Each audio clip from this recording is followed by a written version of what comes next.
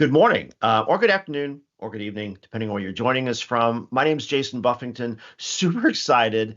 You don't see me on Thursdays. We're usually part of the Tuesday program, but Veeam is so excited to share what's going on with the Gartner Magic Quadrant that literally like minutes ago went live for most of the rest of the planet. With me, longtime face from Veeam, Dave Russell. Dave, you haven't been on in a while. Your new job kind of got you a little distracted. First, what are you doing now? And then let's remind folks why you always need to be here when we talk about the MQ. Yeah. Unfortunately, I've not been on streams. I love this platform. It's been awesome ever since the pandemic on World Backup Day 2020. And what I do now is Senior Vice President, Head of Strategy at Veeam. So look after a variety of things from the product perspective as well as business activities. But still, this is near and dear to my heart because, as far as I know, I'm the only human that's been involved in this Magic Quadrant all 25 years now of its existence, half a dozen years as a vendor, and now like 13 years as the lead analyst when I was at Gartner of this Magic Quadrant, and now half a dozen years as a vendor again at Veeam. So I've got a lot of therapy behind me as it relates to this particular instrument. Very good. All right. So look, when people think about the Magic Quadrant, it's like 20 some odd pages. It's a thick report, right? But what everyone really wants to see, they want to see the Magic Four boxes. So how about we bring up the Magic Four boxes so that people don't have to keep saying, "Hey, where is it? Where is it?" And so if we could go ahead and bring the four box up, let's go ahead and show the. Looks like we might have a technical snafu. Let me reshare and see if that helps our producer back at home.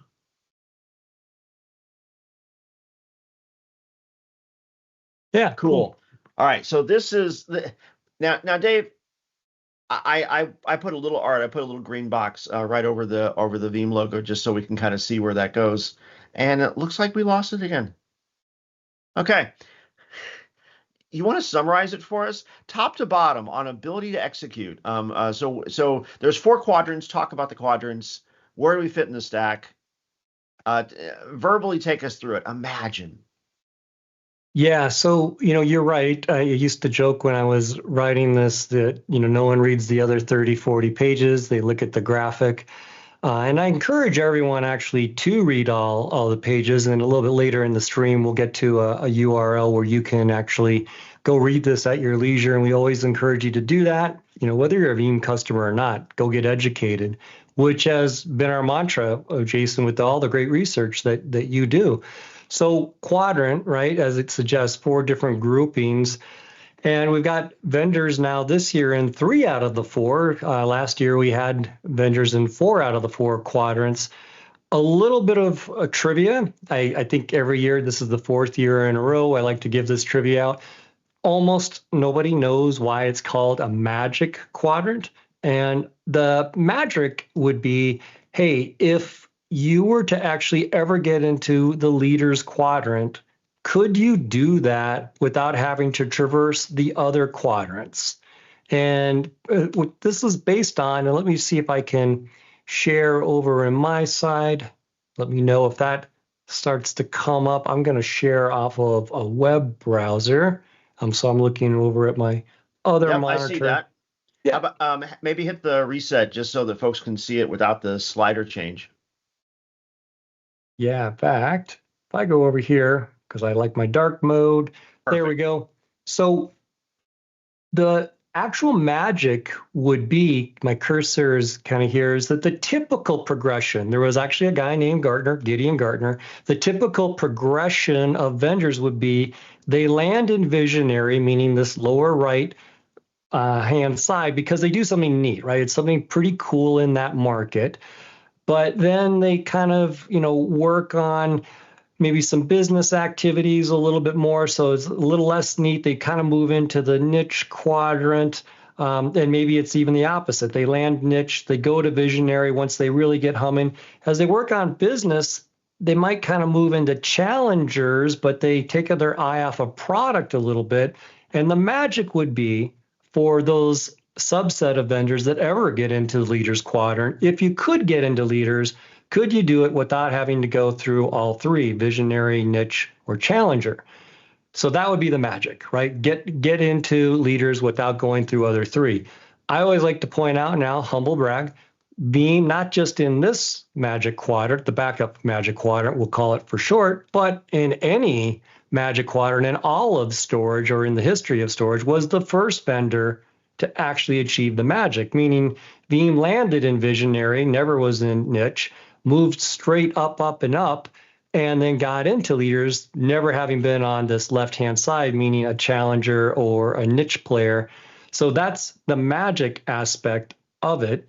You really correctly identified the X and Y axes here, vision or completeness of vision on the X axis, and then quadrant, you need a Y axis, so ability to execute. That's the framework overall. We're going to look in detail the evaluation criteria, but that's the overall framework for an MQ and what the magic comes from. One of the most important lessons I learned, and I think I was probably one of your clients at the time, because I was one of those little vendors that was in the quadrant back when you were still running it. The names here are not things like Veeam Backup and Replication 12.0. Right. A lot of folks, when they first look at this, they think about this as an assessment of current products. Now, we should talk about the word current because that's relevant from a time frame perspective. But then this is not about products at all.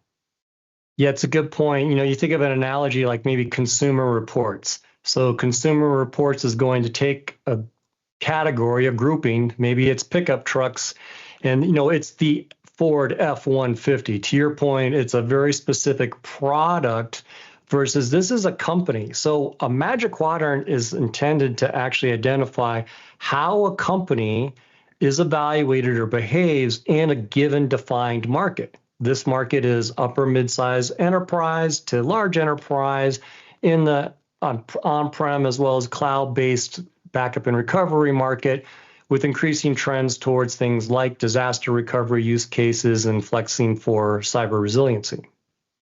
Got it.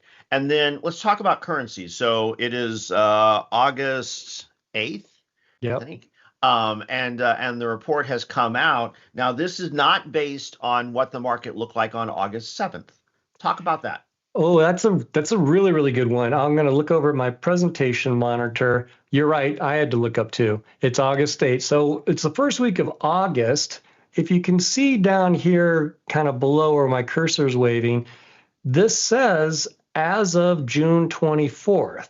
So this published MQ this week in August, but the evaluation was finalized on June. However, all of these dots, or the evaluation, was actually based upon products or services generally available as of March 31st. So if I decompose that, take a picture. It's like a horse race. Take a picture of the horses, in this case on March 31st. And unlike a horse race where it might be really obvious who's in the lead, now you do some machinations and you say, okay, well, let's evaluate that given our overall evaluation criteria. And we complete that exercise in June, and now we publish this in August. That's how this is derived. Another way to say that is everything that got released, meaning generally available in May, in June, in July, and the first week of August, are not factored into the dots we see here. Yeah. Okay. But, and again, this is not meant to be disclaimers or asterisks. I just think it's really interesting how this comes about. So, we find out in January-ish, okay, here are the questions to be asked. The questions get answered by March 31st.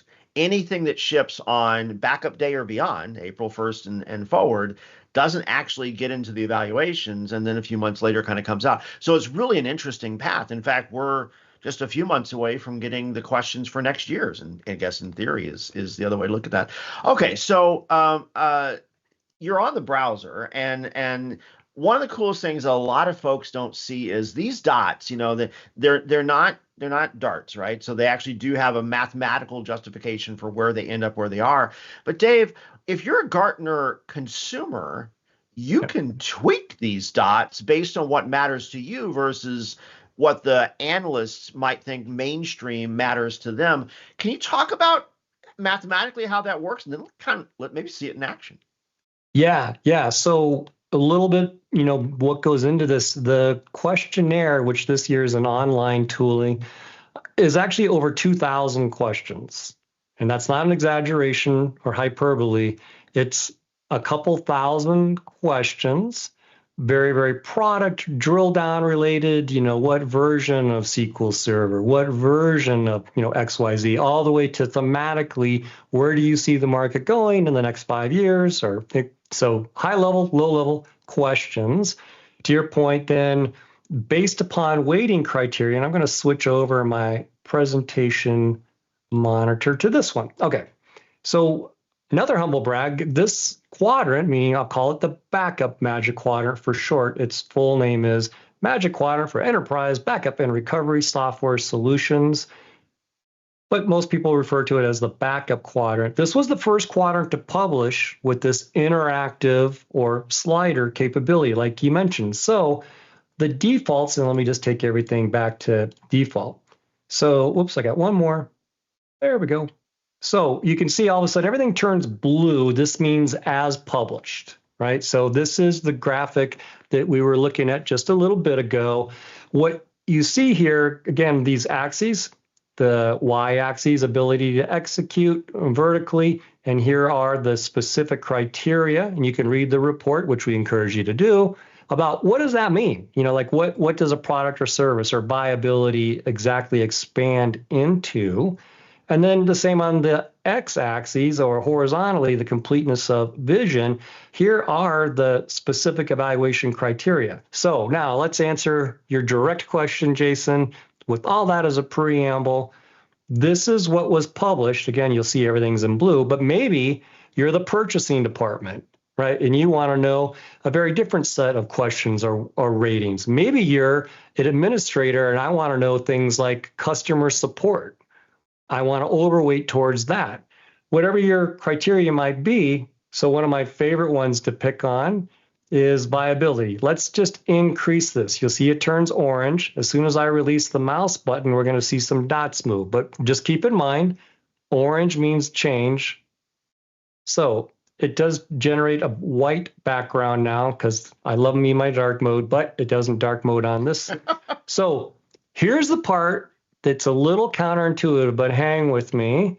The gray represents the as published document.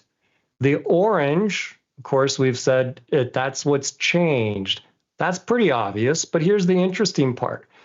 You'll notice, you'll notice this clustering over here. Veeam did not, but the other four vendors, they changed position, meaning their orange changed if you increase viability. And by change, I mean they went down. Here's increasing the importance of viability within the chart. Yeah, exactly. That's exactly right. So we raised from halfway of importance to evaluating it as a very, very highly rated criteria. We increased the slider for overall viability, but other vendors went down. What that means is if you amplify or increase viability, other vendors actually went in a negative direction, because what this is telling you, and here's how you can reverse engineer the Magic Quadrant, is that Gartner analysts thought that in this case, Commvault, Rubrik, Cohesity, and Veritas were less viable than some of the others in the market. So, and again, I'm going to play the layman on this part because I think there's some really interesting things that come out of this. One of them being that all of the vendors put in their answers to the questions. The Gartner analysts then scored the answers and came up with a numerical value. But then the Gartner analysts said, understanding the market the way that they do, and there's no one better, right? So they understand the market. Then they put a weighting and said, okay, so comparatively, not all of these things have to matter as much. Right. So that's why the scales are the way they are. But like I get emails, Dave, every couple of weeks on so-and-so backup vendor is going out of business. Would you like their address book? Would you like their stat? I mean, all that kind of stuff. So if you've ever been burned by a vendor where you could no longer get support, and you're the purchasing guy or gal, all of a sudden viability, well, heck yeah, that matters to me. And or I've had really bad tech support, or wow, they're not in my geo, or Yeah. whatever the thing is that I'm sensitive to, I can change these to what matters to my organization. Is that right? Yeah, 100% that. So let me just reset this and let's go look at vision or the x-axis. So let's say, well, I care about marketing, but I really care about sales. And I want to make sure, maybe to your point, let's pick geography, right? So now you can see as I increase those, some vendors, including Veeam, starts to move forward. There's a vendor here that starts to move backwards as a result of that. And let's just focus on, because I liked your example of geographic strategy. I'm a Fortune 500 company, presence all over the world.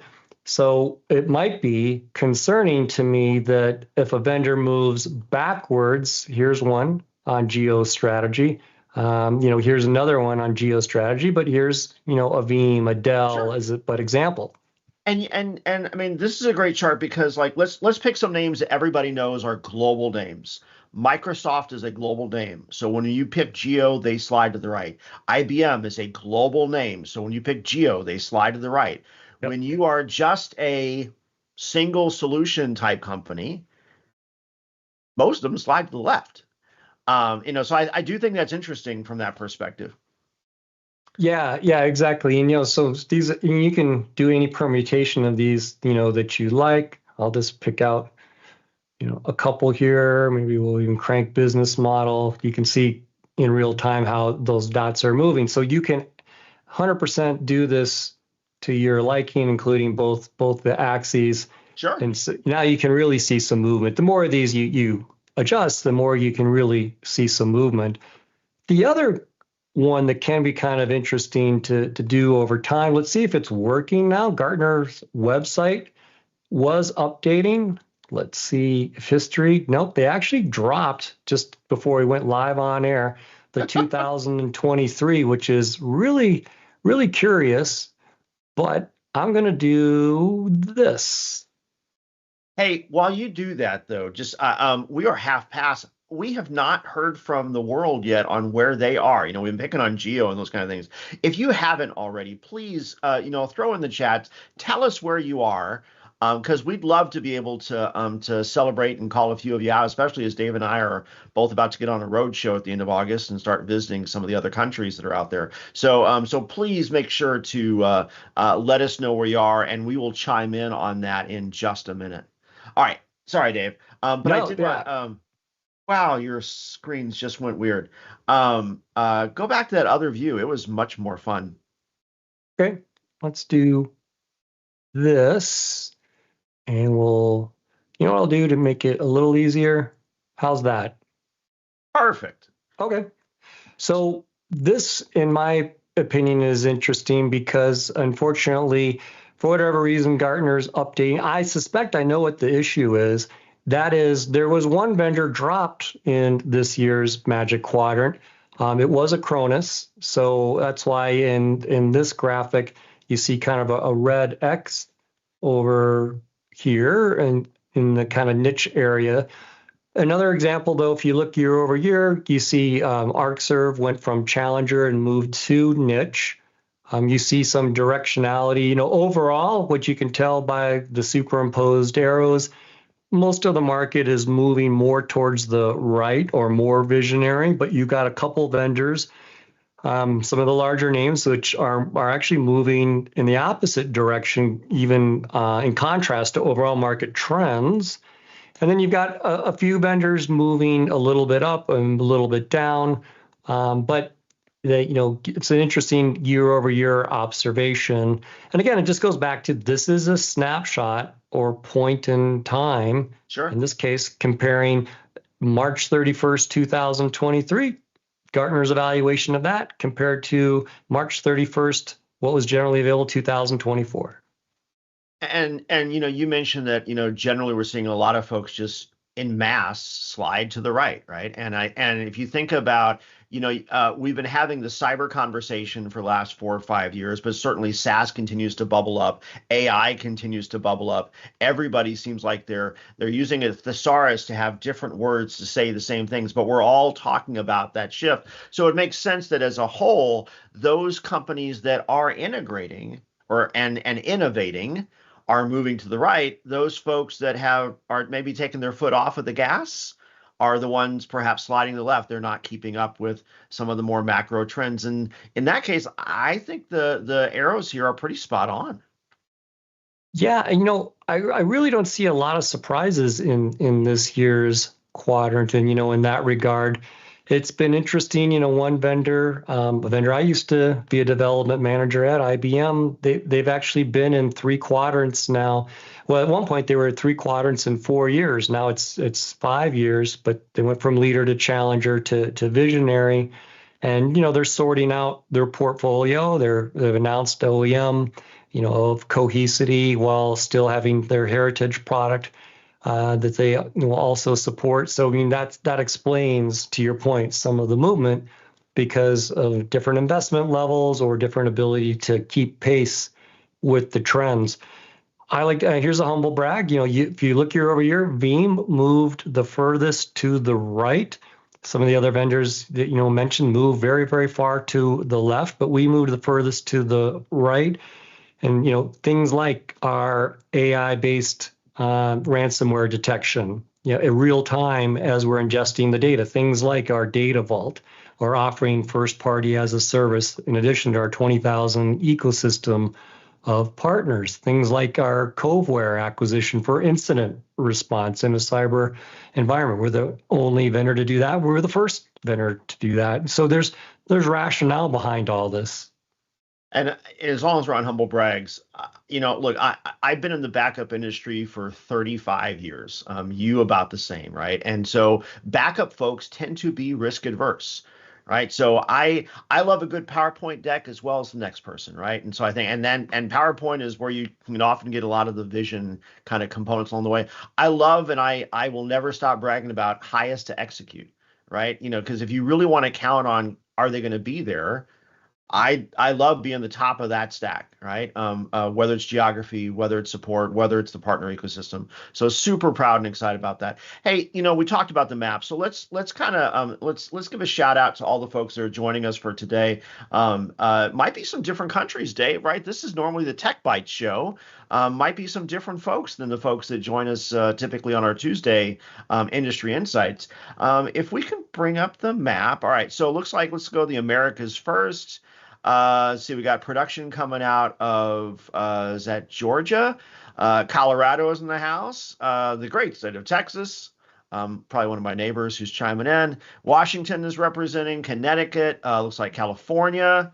Let's see if we go over to, say, the old country. What do we got over there? We got UK is in. Denmark, Netherlands, Poland, Italy. I'm going to be in Italy in a few weeks. Super excited about that. Let's see. South America. Dave, you gotta love it when Brazil weighs in, man. Yeah. Just a big old chunk of the planet turns green. By the way, if you have not signed up for VeeamON Tours in Sao Paulo yet, I will be there on August 28th, I think. So please come to the VeeamON Tours Brazil event and join me for that. Also, Peru is in the house. And someone told me I just missed calling out the Netherlands, so I apologize for my friends, anywhere in the Benelux area. So yeah, thank you for joining. For that. All right, Dave, we've got 4 minutes left. Now we could talk about the strengths and the concerns and those kind of components along the way. But because we took over Thursday from the Tech Bites team, the Tech Bites team is actually taking over next Tuesday. They're going to walk through all the strengths. They're going to walk through the concerns and then actually do some demos of all of the features that are covered in both of those lists. But I wonder, do you have the slide that just has the top 5 macro trends? Now, out of respect for Gartner, we took out the percentage numbers, what they think it's going to be by 2028, what they think it is by 2024. But just rattle off that list, Dave, because I think we're 5 for 5. But tell me what you're thinking. And that's today, not 4 years from now. What did you see when you saw the predictions? Yeah, these strategic planning assumptions are a way where Gartner can signal what's the market going towards, which is a good sneak peek into what was their lens for Oh yeah, evaluating the vendors this yeah. year. So, it starts with a current state in a year and then a percentage, which we've, to your point, kind of scrubbed those percentages. So go read the report. But, I agree with you. And, Jason actually did a nice service here, color coding in green the real salient points here. So whether it's SaaS applications or collapsing on a common solution from the proverbial every enterprise has 3.5 backup solutions, it's that half a backup solution that always causes you the most trouble. But things like cyber threat detection embedded into a solution. I just mentioned some of our capabilities like inline malware detection, backup as a service with on-prem tools or generative AI, all of that, I agree. And I think that's what gave us highest ability to execute is the fact that we're meeting some of those needs today. And obviously we're not done. We're really essentially on the eve of yet another release here in a handful of weeks that will even further some of our capabilities in these exact areas. And, we'll continue to offer software, continue to offer a huge ecosystem of partners, and we have first party as a service solutions as well. Love that. Hey, why don't you bring up the closing slide? So in case you haven't downloaded it yet, we do encourage you to do that. It's veeam.com/Gartner Magic Quadrant. There's hyphens in the middle, and then .html along the way. Also, got to give a shout out to Casper. Casper is talking about how with the VMware acquisition, and we're hearing it just like everybody, right? A lot of Veeam customers rely on us for protecting their VMware infrastructure as well as other workloads as well. And we're hearing that same grumbling on, wow, if I finally am not going to have vSphere as the center of my universe, that's a good forcing function to reassess those data protection challenges. And, are you, for those workloads that move to the cloud, Salesforce as your CRM, Office 365 for everything that does productivity, infrastructure as a service. If you're not using vSphere, are you going to Hyper-V? We've been doing that for years. Are you using Azure? Are you using AWS? I mean, so looking comprehensively is an interesting exercise right now. I imagine a lot of the product-centric questions next year are going to reflect that in a year from now's chart. So good shout out, Casper. All right, Dave, granddaddy of the Magic Quadrant for backup. I'm going to give you the last word. Finish this off and bring us home. The main thing I'd say is forget Veeam, go read the entire report. There's a whole group of text write-ups on each vendor in the Magic Quadrant, as well as rationale about, in this case, why one of the vendors changed, meaning was removed.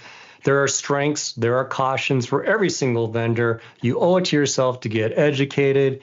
Go check out this URL below, get a free copy of the report, read it, make an informed decision going forward. All right, for everyone who joined us at home, thanks for letting us take over Tech Bytes. Dave, thanks for joining this week. Go download the report and have a great week. Thanks, everyone.